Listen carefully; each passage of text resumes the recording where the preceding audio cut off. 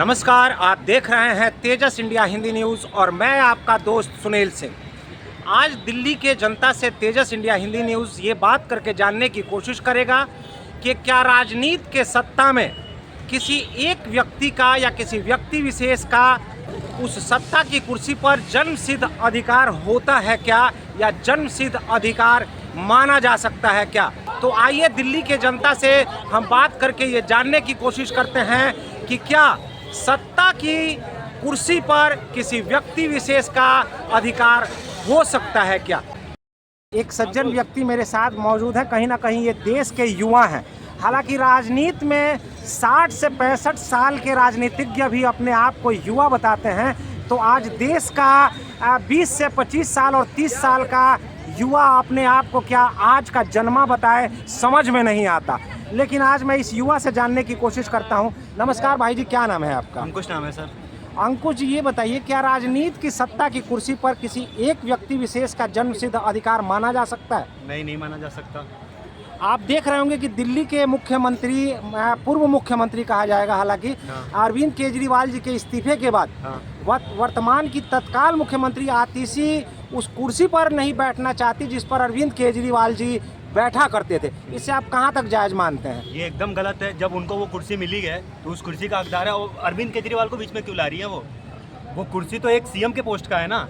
अब इस वक्त सीएम वो बनी है तो कायदे पे तो उनको उस कुर्सी पर बैठना चाहिए। वो अपने लिए अलग से स्पेशल कुर्सी बनवा रही है। कहीं ना कहीं आप मानते हैं कि उस कुर्सी की, उस सिंहासन के पद की अपनी एक गरिमा होती है जिसे तार तार किया जा रहा है ये कहकर कि उस कुर्सी पर मैं नहीं बैठूंगी क्योंकि वो मेरे लिए राम है और मैं भरत हूं। तो वो त्रेता युग था जब श्री राम के लिए भरत ने उस सिंहासन का बहिष्कार कर छोड़ दिया था। उस सिंहासन को उनका इंतजार किया था 14 वर्षों तक। लेकिन आज लोकतंत्र है और लोकतंत्र में इस तरीके से करना, जब जनता के सामने आपको उस कुर्सी पर बिठाया जा रहा है तो आप क्यों नहीं बैठ रही हैं, इसे कितना जायज मानते हैं आप? ये एकदम सरासर गलत है सर। वो त्रेता युग था, ये कलयुग है। अब यहाँ का सिनेरियो पूरा चेंज हो चुका है। जब आपको कुर्सी दिया गया उस कुर्सी की इज्जत है, ना कि उस व्यक्ति की इज्जत है। अब ये सिनेरियो है माहौल का। आपको उस कुर्सी दिया जा रहा है तो उस कुर्सी की इज्जत करिए, उस पर बैठिए, ना कि अपने लिए स्पेशल कुर्सी गवर्नमेंट से मांगिए। क्या लगता है सर कि 2025 के विधानसभा चुनाव में आम आदमी पार्टी दोबारा इतिहास रच सकती है, या फिर भारतीय जनता पार्टी या कांग्रेस भी किसी रेस में हो सकती है? वो होता है ना सर, 36 आएंगे 36 जाएंगे, लेकिन आएंगे सिर्फ मोदी। बीजेपी ही आएगी हर जगह, वहाँ भी आएगी, यहाँ भी आएगी। विधानसभा के लिए खास तौर से, विधानसभा में भी, लोकसभा में भी, हर जगह बस बीजेपी ही आएगी। कहीं ना कहीं आम आदमी पार्टी की तरफ से बार बार ये कहा जा रहा है कि हमें फंसाने की कोशिश की गई। तो पूरा 5 वर्षों तक आम आदमी पहले से फंसा हुआ हो उसे क्या फंसाया जाएगा? जो पहले से फंसा हो उसे क्या फंसाया जाएगा? पूरे 5 वर्षों तक कहीं ना कहीं आम आदमी पार्टी इसी जद्दोजहद में लगी रही कि हम पाक साफ हैं। तो सर 5 सालों में अगर पाक साफ करने में ही निकल गया तो फिर डेवलपमेंट कब हुआ? चाणक्य की वो बात सुने ना सर आप, कि जब सारे चोर एक तरफ हो जाए, समझ लो राजा ईमानदार है। वही सीन है। सारे चोर इस वक्त एक हो गए हैं और राजा ईमानदार है, अकेला खड़ा है। यही सीन है सर। कांग्रेस कहीं किसी रेस में दिखाई देती है आपको? ये कौन सी पार्टी है? नाम सुना? कांग्रेस पता नहीं, नाम नहीं सुना है कभी, पहली बार सुन रहा हूँ। सर कहीं ना कहीं ये भी आरोप लगाया जा रहा है कि भारतीय जनता पार्टी की तरफ से ही आम आदमी को फंसाकर, उनके राजनेताओं को फंसाकर राजनीति से परे करना चाहती है भारतीय जनता पार्टी। इसमें कितना सच्चाई मानते हैं? ये सरासर गलत है। जब चोरी कर करके तुम पकड़े जा रहे हो तो उसमें बीजेपी फंसा रही है, अच्छे काम करो तो हम कर रहे हैं। वाह, ये कहाँ का बात है? ये कोई बात होती है सर? आप लॉजिकली सोचिए, अगर तुम कुछ कांड करके पकड़े जा रहे हो, मैं कुछ कांड कर रहा हूँ तो मुझे मेरी फैकल्टी पकड़ रही है, मेरे टीचर्स पकड़ रहे हैं। अगर मैं हॉस्टल में कुछ कर रहा हूँ तो मेरे वार्डन सर पकड़ रहे हैं। लेकिन अगर सही कर रहा हूँ तो नहीं, सिर्फ मैंने किया, वार्डन सर का कुछ रोल नहीं। ये कौन सी बात है? एक आखिरी सवाल सर आपसे, क्या लगता है आपको, देश के अंदर फ्री की राजनीति होनी चाहिए, चाहे वो बीजेपी हो, चाहे आम आदमी पार्टी हो, या जैसे मैं बताता हूँ आपको, चाहे वो देश की कोई भी तमाम राजनीतिक पार्टियां हैं वो हो, जब भी चुनाव का माहौल आता है, चुनाव आता है, चाहे वो विधानसभा का हो, लोकसभा का हो, राजनीतिक पार्टियां लोगों को लुभावने वादे करती हैं, बिजली फ्री देने का, पानी फ्री देने का, 5 किलो चावल, 5 किलो गेहूं देने का। आप इसे कितना जायज़ मानते हैं? क्या आपको लगता है कि इससे लोग कहीं ना कहीं काम करने से निठल्लेपन में उतरना चाहते हैं, उतर जाते हैं? एक तरीके से तो ये बात सत्य भी है, एक तरीके से गरीबों के लिए भी जायज़ है, मिलना चाहिए उन्हें। लेकिन जो कुछ लोग इसमें बिना उसके उस माहौल में रह के भी इसमें कूद रहे हैं कि हम गरीब नहीं हैं फिर भी हम उसमें राशन लेंगे, तो वो चीज़ गलत है, वो चीज़ हटना चाहिए। चलिए धन्यवाद। एक मिनट, क्या नाम है सर आपका? जी, मेरा नाम रविंद्र कुमार है। रविंद्र जी, आप ये बताइए मुझे कि क्या सत्ता की कुर्सी पर किसी एक व्यक्ति का अधिकार माना जा सकता है, क्या जन्म सिद्ध अधिकार? ना सर, सत्ता की कुर्सी पर किसी एक व्यक्ति का अधिकार नहीं माना जा सकता है, क्योंकि हमारा देश लोकतांत्रिक देश है, सभी का अधिकार बराबर अधिकार है।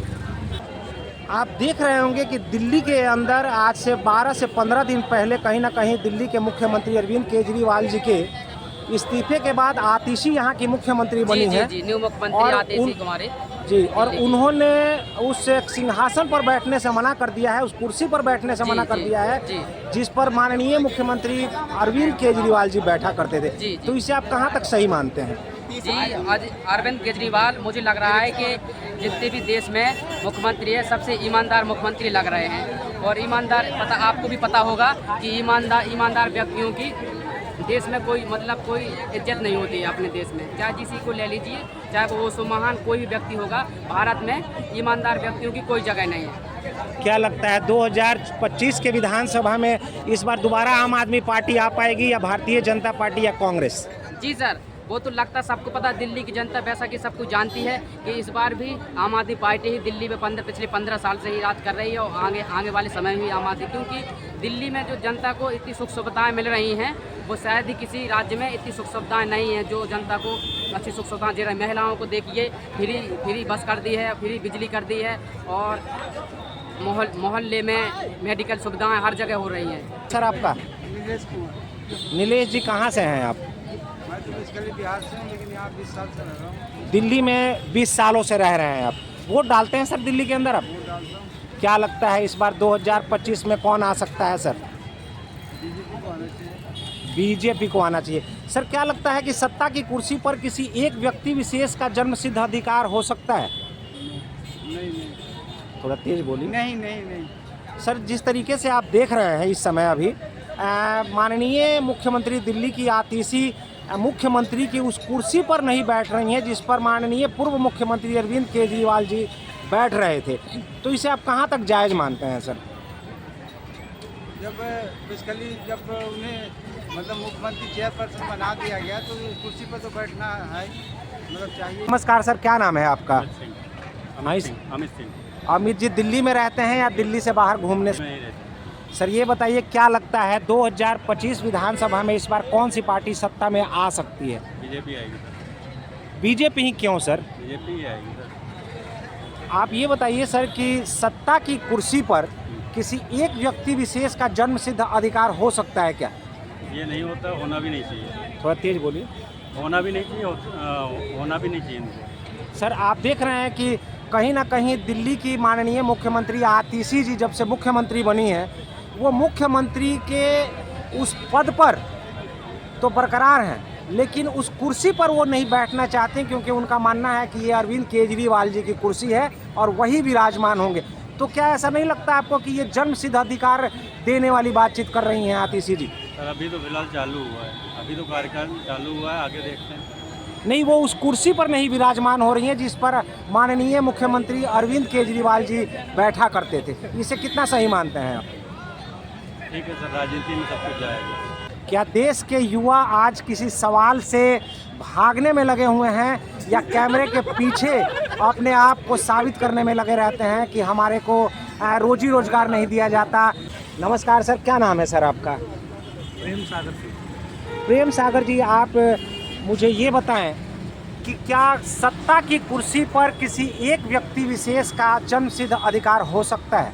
बिल्कुल नहीं है, और प्रजातंत्र में तो ये बिल्कुल भी संभव नहीं है।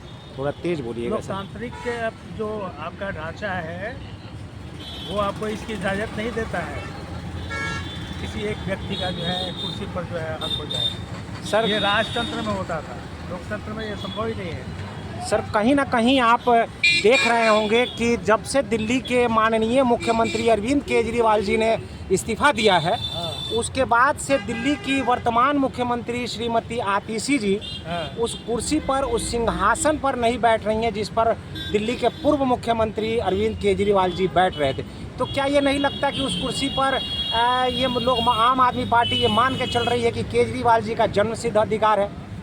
केजरीवाल जो है फाउंडर हैं आम आदमी पार्टी का, और जो उनके विधायक मंडल है, जो लोग हैं उनके, उनमें उनकी आस्था है, वो ऐसा सोचते हैं। लेकिन ज़रूरी नहीं है कि जनता भी ऐसा सोचे।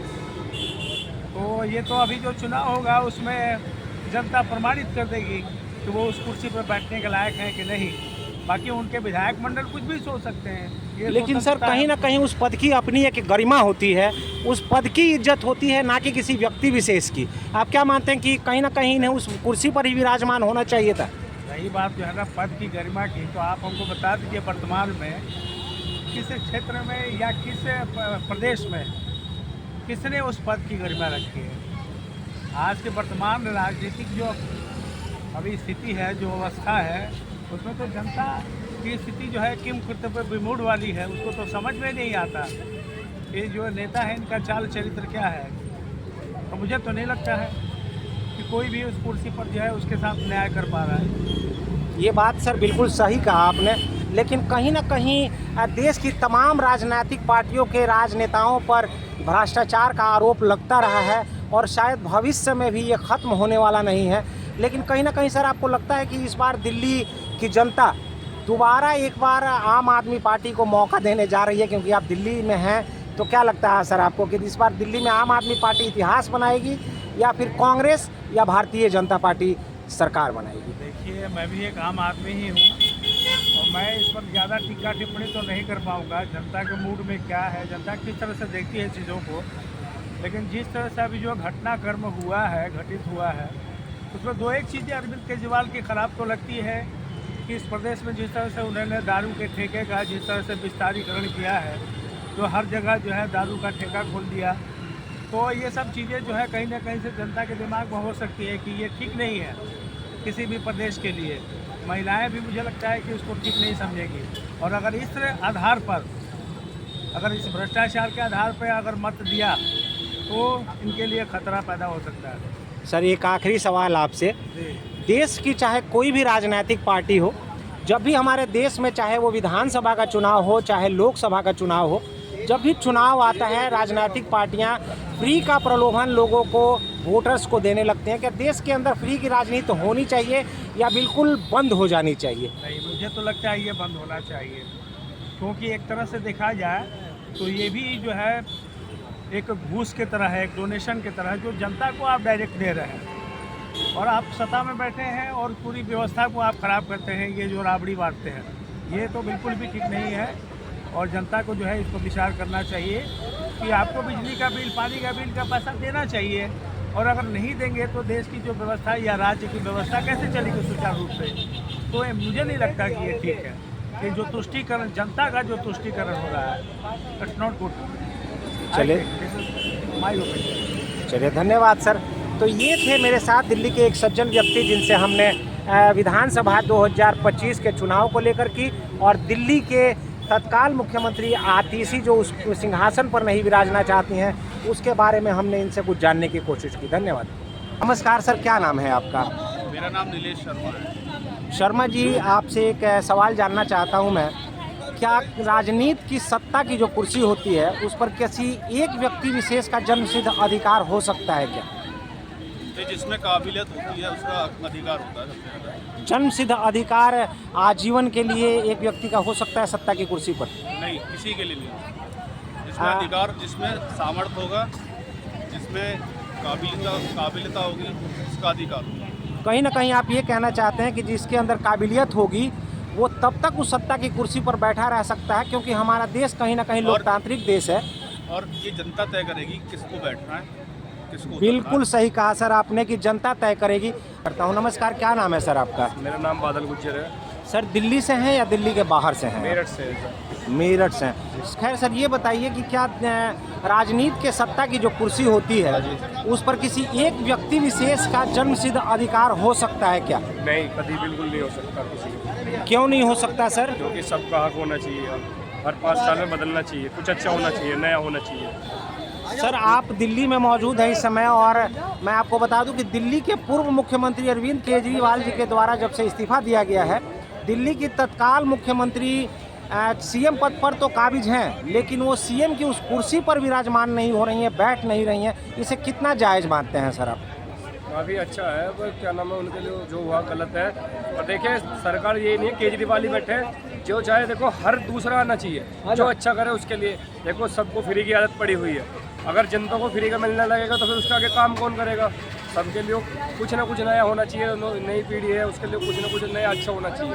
जो भी है नई पीढ़ी के लिए, अब देख रहे हो ये अग्निवीर बना दी है, ये बना दिया है, इसमें क्या हो रहा है, 4 साल में क्या हो रहा है, युवक क्या करेगा। सर अग्निवीर योजना को 7 साल कर दिया गया है। खैर आप ये बताइए सर कि क्या लगता है दिल्ली में खास तौर से इस बार 2025 विधानसभा में किसके चांसेस ज़्यादा लग रहे हैं? क्या आम आदमी पार्टी दोबारा इतिहास बनाएगी या कांग्रेस या बीजेपी? बीजेपी आएगी जी, बीजेपी। चलिए धन्यवाद सर। मेरे साथ एक ऑटो चालक मौजूद हैं जो पूरे दिन कहीं ना कहीं दिल्ली की सड़कों पर अपने वाहन को चलाते हैं तथा दिल्ली के लोगों से रूबरू होते हैं। आइए मैं इनसे कुछ बात करके जानने की कोशिश करता हूं। नमस्कार, क्या नाम है जी आपका? मेरा नाम राजन शाह है। राजन जी, आप ये बताएं कि क्या आप इस बात को मानते हैं कि सत्ता की कुर्सी पर किसी एक व्यक्ति विशेष का जन्मसिद्ध अधिकार हो सकता है? नहीं हो सकता है, ऐसा नहीं हो सकता है, उनके अधिकार नहीं है। क्यों नहीं हो सकता सर? हाँ? क्योंकि ये हमारे विधानसभा में ये लिखा ही नहीं है कि एक ही पार्टी का हर सत्ता हो, ये चेंज होना चाहिए। एक मिनट। जब जाके हमारे देश स्वच्छ होगा। क्या लगता है सर कि 2025 विधानसभा में, क्योंकि आप तो दिल्ली में कम से कम 24 घंटे में 12 घंटे सड़क पर ही रहने का काम करते हैं, क्या लगता है कि इस बार जनता का मूड किस तरफ घुमा हुआ है और कौन आ सकता है 2025 में? 2025 में बीजेपी आएगा, ओनली बीजेपी। कांग्रेस का सभा चाहे उसका नाम ही मत लीजिए। हाँ, अगर टक्कर में होगा तो आम आदमी पार्टी का, मगर बीजेपी की सरकार आएगी। आम आदमी पार्टी बार बार कह रही है कि हमने दिल्ली को संवारा है, दिल्ली के स्कूलों को बढ़िया किया है, हॉस्पिटल्स बढ़िया किए हैं, ऑटो चालकों के लिए खास तौर से नई पॉलिसी लेकर के आए, ऑटो चालकों को फायदा पहुंचाया। क्या ऐसा है? ये एकदम गलत बात है। केजरीवाल हम लोग के सामने आ नहीं सकता, क्योंकि ऑटो को भगाने के लिए उसने नई वर्जन साइड किया। हम कमर्शियल वाहन चलाते हैं, हमारे लिए 50 कानून है। आज बाइक पे सवारी लेके जा रहा है, उसके लिए कोई कानून नहीं है। हम लोग रोड पे भटक रहे हैं, बाइक वाले हमसे सुपर पैसे कमा रहा है। तो क्या लगता है इस बार का बीजेपी? Only BJP. क्या कहना चाहते हैं सर आप? बोलिए। मैं ये कहना चाहता हूँ जो भी गरीब आदमी है उसे गरीब का हक मिलना चाहिए। कोई भी इंसान हो, देखो आम आदमी गरीब आदमी मर रहा है। आप एक बात बताओ, देखो सरकार किसी की भी हो, आज तक कर्जा मुक्त हुआ, अमीरों का हुआ, गरीबों का क्या हुआ? आज भी गरीब ही है वो, अमीर कब हुआ बताओ? कब जाके होगा? अब नहीं होगा तो कब होगा? गरीब कब जागरूक होगा? गरीब सिर्फ अपने लिए नहीं, सबके लिए लड़ता है। गरीब सबके हक के लिए लड़ता है, फिर अमीर का क्यों नहीं होता? अमीर के लिए ऐसा क्यों होता है? माननीय प्रधानमंत्री श्री नरेंद्र मोदी जी का ये मानना है कि हमने भारत को डिजिटल बनाया है और कहीं ना कहीं भारत के लोगों के अंदर एक गरीबी को ख़त्म किया है, रोजी रोजगार दिया है। आप इसे कितना सही मानते हैं? देखो जी, ये 5 किलो चावल राशन देने से गरीबी थोड़ी हट जाएगी? गरीबों के लिए काम भी तो दो। तुम गरीबी ये ऐसे नहीं हटेगी गरीबी। गरीबों को रोजगार दो। चलो इनका ऑटो सब हटा दो, गरीब को दिक्कत, तो इन्हें रोजगार दो। बताओ 10,000 रुपये में क्या होता है? कम से कम उसकी सैलरी बढ़ के कम से कम 30,000 रुपये होनी चाहिए। दिल्ली के राजनीति में या देश की राजनीति में फ्री की राजनीति होनी चाहिए क्या? बिल्कुल फ्री की, कोई पैसे की राजनीति नहीं होनी चाहिए। फ्री नहीं होनी चाहिए। नहीं, पैसे से कोई राजनीति नहीं होती भाई साहब। फ्री के लिए सिर्फ फ्री की राजनीति होनी चाहिए देश के अंदर। नहीं, फ्री राजनीति होनी नहीं चाहिए। हम तो देखा है आपने, कहीं ना कहीं देश के युवाओं से मैंने बात की और 65 वर्ष और 60 वर्ष के युवा से नहीं, बल्कि एक 20 से 30 वर्ष के युवा से तेजस इंडिया हिंदी न्यूज़ ने बात की। क्योंकि राजनीतिक पार्टी के राजनेता तो ढलती उम्र के पड़ाव तक कहीं ना कहीं वो युवा होते हैं, युवा कार्यकर्ता होते हैं। और देश के इस युवा ने जो बात कही, कहीं ना कहीं वो सोचने लायक है। और अब आगे देखिए कि 2025 के विधानसभा चुनाव में दिल्ली के ये युवा तथा दिल्ली की जनता किसे दिल्ली के सत्ता पर काबिज करती है, किसे बनाती है मुख्यमंत्री दिल्ली का। आप ज़्यादा जानकारी के लिए देखते रहिए तेजस इंडिया हिंदी न्यूज़, जहां होती है हर खबर में तेजस की रफ्तार। धन्यवाद।